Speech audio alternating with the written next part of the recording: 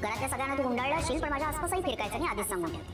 अडगळीच्या खोलीपासून त्या अडगळीच्या खोलीपर्यंत जाण्याचा प्रवास हा सगळा बघितलाय. कारण तुझ्यासारखी माणसं ही विश्वास ठेवायच्या लायकीचीच नसतात. असं कसं करू शकतात सरोज मॅडम? त्यांना माहिती आहे मी हे लग्न नाईलाजानेच स्वीकारले, आणि तरी त्यांनी माझी त्या पेपरवर सही घेतली. मी का त्यांच्या मुलाच्या जवळ जाण्याचा प्रयत्न करेन? सरोज मॅडमना असं करावं असं वाटू तरी कसं शकतं? आजपर्यंत या घरात मला कधीही मान द्या असं म्हणलं नाही, पण आज त्यांनी थेट माझ्या स्वाभिमानाला स्टेज पोहोचवली. आजवर मी त्या म्हणतील ते सहन केलं, पण आता नाही. मी काहीही केलं तरी त्यातून चुकीचेच अर्थ काढतात त्या. मी कितीही स्पष्टीकरण दिली तरी त्यांचा माझ्यावर विश्वास नाहीये. मग मी तरी का सतत स्वतःला सिद्ध करू? आता ह्यापुढे मी हा अपमान सहन करणार नाही. आता बाबा हवे होते सोबत. त्यांनी नुसता डोक्यावर हात ठेवला तरी शांत वाटतं. न सांगताच माझ्या मनात काय चाललंय हे त्यांना लगेच समजतं. बाबा, खूप एकटं वाटतंय आज. तुमच्या कलाला तुमची गरज आहे.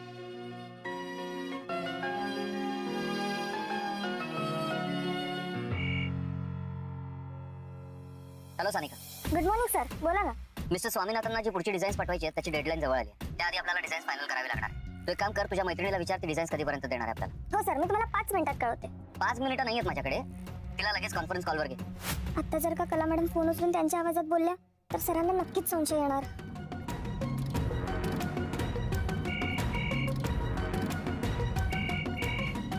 हॅलो श्रेया, सर कॉन्फरन्सवर आहेत. आता हा कशाला फोन करतोय? मला त्रास द्यायची एकही संधी सोडत नाही. सरोज मॅडमना त्यांचा मुलगा अगदी कुणी वाटतो. एकच बाजू कशा काय त्या बघू शकतात देव जाणे. सरांना डिझाईन्सचे अपडेट हवे होते म्हणून फोन केला होता. कधीपर्यंत मिळतील पुढचे डिझाईन्स? सानिका ऐक ना, अगं माझ्या घरी थोडी खासगी अडचण आली. हे बघा मी श्रेया, मला प्रचंड अर्जन्सी आहे. हो, पण मी कारण देत नाहीये. मला पण खूप मानसिक ताण आलाय चांदेकर साहेब. आणि तसंही माझं नियोजित काम मी पूर्ण करून सानिकाला पाठवलंय. आजची चित्र सुद्धा मी तुम्हाला रात्रीपर्यंत पूर्ण करून पाठवते. हे बघा, किती अडचणी आल्या ना तरी मी माझं काम पूर्ण करेन, काळजी करू नका तुम्ही. हॅलो. ताण आलाय? कसला ताण आलाय आणि कसल्या अडचणी? घरात तर असं काही झालेलं नाहीये. हे नक्की अति आगावच आहे ना की दुसरीच कोणीतरी? पाहिलं का कोण आलंय ते? खाली कशी आहेस बाळा? खले बाळा, समजा ठीक आहे ना? तू बस बस बस इथे. मी ताट घेऊन येते. तुझ्या आवडीची बटाट्याची भाजी आहे. नको ना, मी जेवून आली. तू बस ना, बोलूया आपण. खले खले बाळा, समजा ठीक आहे ना? हा म्हणजे तिथं काही प्रॉब्लेम नाही ना? का म्हणजे काही प्रॉब्लेम असेल तरच येऊ शकते का ग मी? आई, मला तुमच्या दोघांची आठवण आली म्हणून आले पास. बाळा तसं नाही ग, म्हणजे अचानक आलीस ना तू, फोन बी केला नाहीस म्हणून जरा वाटलं ग. जीव घाबरा झाला म्हणून विचारलं. अगं संगे, अगं तिला पाणी तर पिऊ दे. किती प्रश्न विचारशील? जा पाणी आण तिच्यासाठी. हा वय, पाणी घेऊन येते. घे गेले पाणी. संगे झालं मत. अहो पण असं काय करते? जेवण तर बाकी आहे, अर्धवट टाकलंय तुम्ही. अगं पोरगी आता एवढ्या दिवसांनी घरी आली, ते बघूनच माझं पोट भरलंय. मला तिच्या बरोबर जरा गप्पा मार दी. संगे तू जा आणि आपलं समजा आवड अंकलीसाठी काहीतरी खायला बी करून घेऊन ये. मग ते बाय आई अगं नापास बोलला ना. कल्ले बाळा, खरंच समजा ठीक आहे, पण तुझा चेहरा असा का दिसला? तुला आठवतं, मला काही खूपच असलं तर समोरच्या कुणाला बी काही कळायचं नाही, पण तू नेमकं पकडायचीस, विचारायचीस, हट्ट करायचीस. बाबा काय झालं, माझ्यापासून काय बी लपवायचं नाही असं सांगायचीस. काय झालं नाही असं म्हणायची मी सोय नसायची. कारण मला काहीतरी खूप हे मला बघितल्यावरच फक्त तुला समजलेलं असायचं. बघ मी बी माझ्या मनातलं समजा तुला सांगून मोकळा व्हायचो. तेव्हा तू म्हणायचीस का बोलून सुटत नाही, अशा कुठल्या गाठी नसत्या.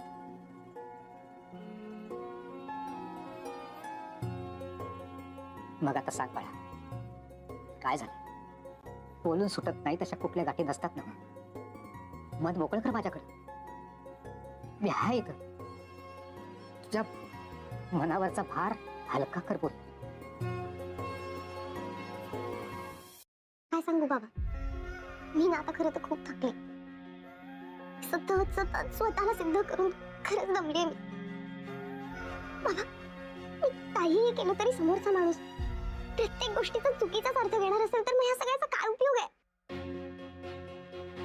पुरी, आपण जेव्हा आपल्या तत्वांना धरून ठामपणे जगायचं ठरवतो, चांगलं आहे ते करायला जातो ना, तेव्हा युद्ध होतच बाळा, लढाई होतीच. ह्या घरात इथं तुला कोणी तू स्वतःला सिद्ध कर असं म्हणणार नाही बाळा, पण बाहेरच्या जगात पावला पावलावर तुला स्वतःला सिद्ध करावं लागतं. बाळा, सत्याची बाजू घेणाऱ्या माणसाची स्वतःची लढाई नेहमी स्वतःला लढायला लागते.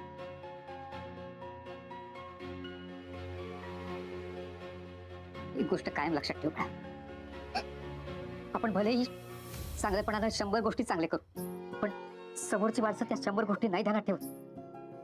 ती फक्त तुमची एकच चूक ध्यानात ठेवतात आणि त्यावर त्याला एकटीला धरायला मागतात. पण यावर पण आपल्याकडं रामबाण उपाय आहे.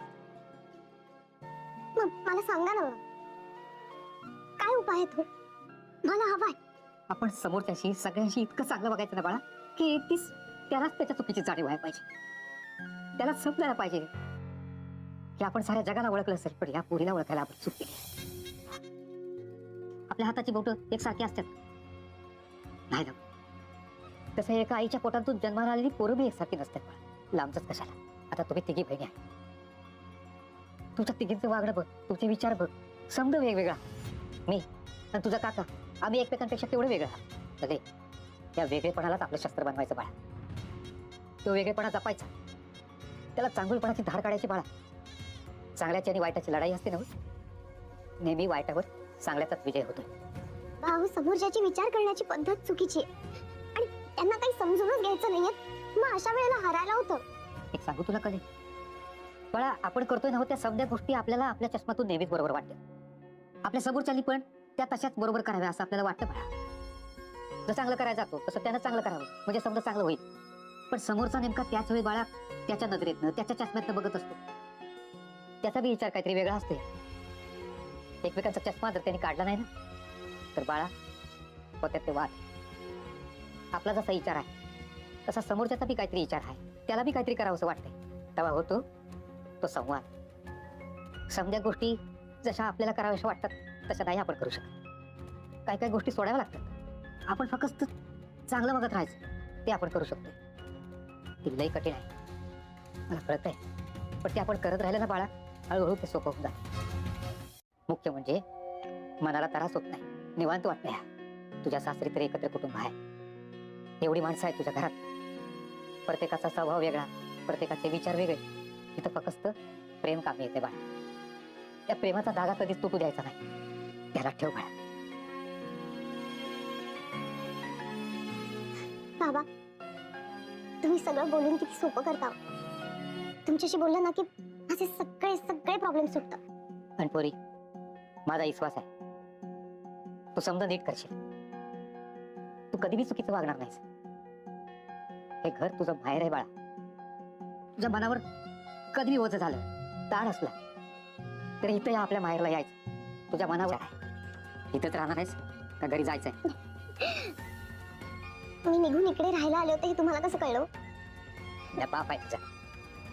तू स्पष्ट नाही बोललीस तरी तुझ्या मनात शब्द कळतंय. बाबा, इथे येऊन इतकं मन शांत झालं ना, खरंच खूप हलकं वाटतंय हो. आता इथे आलेच आहे तर आईच्या हातचं काहीतरी खाईन, थोडा वेळ थांबीन आणि मगच आहे. खरे जर आता ऍक्च्युअली डिझाईन्सवर काम करत बसलेली असेल ना, तर अशी तोंडावर पडेल की परत तोंड वर करून कधी बोलणार नाही. आणि सगळ्यात मोठा पुतळा म्हणजे जावई बापू. बरोबर तोच. अगं